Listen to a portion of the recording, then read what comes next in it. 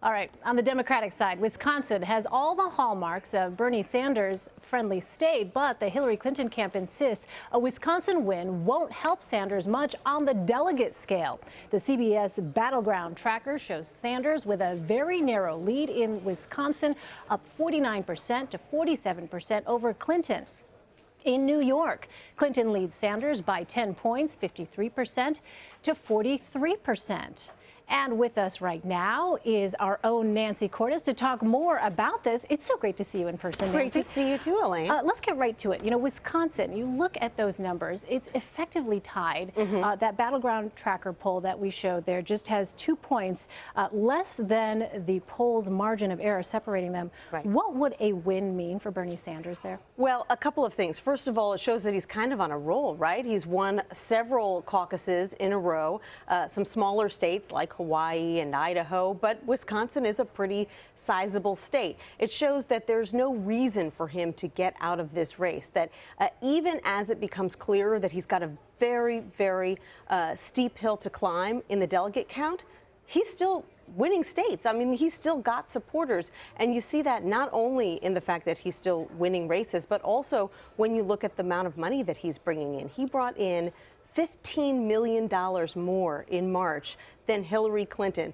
the biggest margin yet. And this was even after she pulled ahead of him significantly in the delegate count. That's usually when you see the donations start to trail off for the candidate who's behind, but clearly his supporters want him to keep going. All right, looking ahead a bit, in Wisconsin Monday, Sanders had this to say about beating Hillary Clinton in New York. Let's take a listen. If we win here, we're going to have a bounce going into New York State, where I think we can win. If we win in New York State, between you and me, I don't want to get Hillary Clinton more nervous than she already is. She's already under a lot of pressure.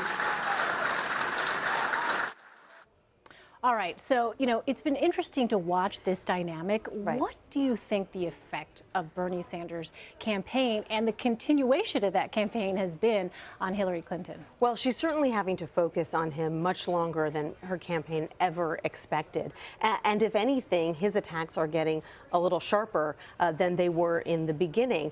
He really built this reputation as someone who only focused on the issues, but that was back when he and his campaign probably didn't really believe that he could win all of these states. And now they see that perhaps if they had gone after her a little bit more aggressively, they could have won in some of these states where it was a very narrow margin of victory for Hillary Clinton. And so he is getting a little sharper at exactly the time when the Clinton folks would hope that he would kind of start to back off a little bit. There's no chance of that happening. He's in great shape in Wisconsin. You know, even here in New York State, where Hillary Clinton is beloved by many people. She was the senator from New York for 8 years. He's got a very natural constituency here as well. New York is a very liberal state. He's a very liberal senator, and he's going to get a lot of support here. And by the way, here is a look at Hillary Clinton in Cohoes, New York, at a campaign event there. But let's talk about looking ahead also, both campaigns continuing to fight over when to hold a debate in New York. Here is a little bit of what both of the candidates had to say over the weekend about that. I'm not the one negotiating it. That's going on between our campaigns. And I do know my campaign has been really trying. Doing it during the NCAA finals or whatever makes no sense. Doing it in the morning when people are not going to be watching it in large numbers makes no sense. But I'm confident. So how significant is New York for both campaigns? Well, it's certainly very significant for Hillary Clinton, not only because it's a large state with a lot of delegates, but it would be hugely embarrassing to to lose rather, the state that you represented for all that time and continue to live in today. For Bernie Sanders, winning here, conversely, would be unbelievable. I mean, it would show that he's not just someone who's winning in small states, but that he can catch up to Hillary Clinton on her home turf. She's got, as you showed, a significant lead in the polls here in New York right now, and she's going to be campaigning in this state, I think, much of the next 2 weeks. She's going to go on a tour of the state and say, hey, remember how much you loved me when I was your senator? You need to stand with me now. And in fact, her campaign just tonight put out a memo sort of outlining why she really is still the leader in this race, pointing out that she's won nearly 9 million votes, 2.5 million more than Bernie Sanders, arguing that, hey, he always says that when turnout is high, he wins, but actually when turnout is high, we win. They are having to reassure their supporters that, yes, he has won in a string of caucuses, but she still has a commanding lead. Oh, that's interesting. So that's her pitch to New York voters. What about Bernie Sanders? What's his pitch going to be here? Well, you know, he has a lot of support, particularly here in New York City, younger voters. He grew up in Brooklyn, so he can lay claim to New York as his home state as well. He sounds like a New Yorker. Say, are you going to bring up the accent? Because how can you not? Right.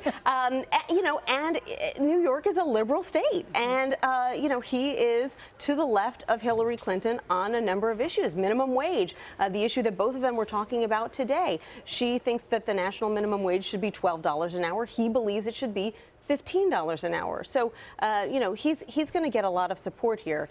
But for Hillary, and he's got the money, frankly, to play in a big state like this where advertising is very expensive. If he wasn't raking in the kind of dollars that he is, it would be really difficult to blanket the airwaves here. But because of all the money that he's bringing in, he'll be able to do that. Yeah. Let me ask you about this moment over the weekend.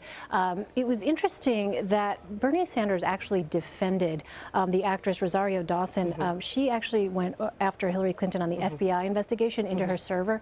Let's go ahead and listen to that. There are a lot of people who say, Bernie, why don't you go after her on her FBI investigation? Why don't you go after her on the Clinton Foundation money? We have chosen not to do that. I think that anybody who's actually looked at this has concluded that I have now put out all of my emails. Go and ask others for their emails. Ask everybody else who's in public office. I'm the one who's done it, and I did it because I thought it was the right thing to do. Has the FBI reached out to you yet for an interview? No, they haven't. But, you know, back in August. I mean, how problematic is this issue? I mean, right now is a different story because obviously we've heard from Bernie Sanders on this. But, you know, when you look ahead to a general election, when you look at those honest and trustworthy numbers that have been lower for her than they have been for Bernie Sanders, when the campaign, the Hillary Clinton campaign, looks at this issue, how much of a vulnerability is that? It all depends on who she's running against, because it's very possible that if she's running against Donald Trump, for example, that his honest and trustworthy numbers might be even lower. And so it's all relative. There are always two candidates, you know, in any race. You know, it's certainly no fun for her to have to keep talking about it, especially when Bernie Sanders says, frequently, people want me to talk about it, but I'm really not going to talk about it. I'm not going to talk about this or that other thing or another thing either. I'm just not going to talk about it. So, you know, he manages to sort of raise the issue without raising the issue, which I think is, you know, sort of a gray area for him.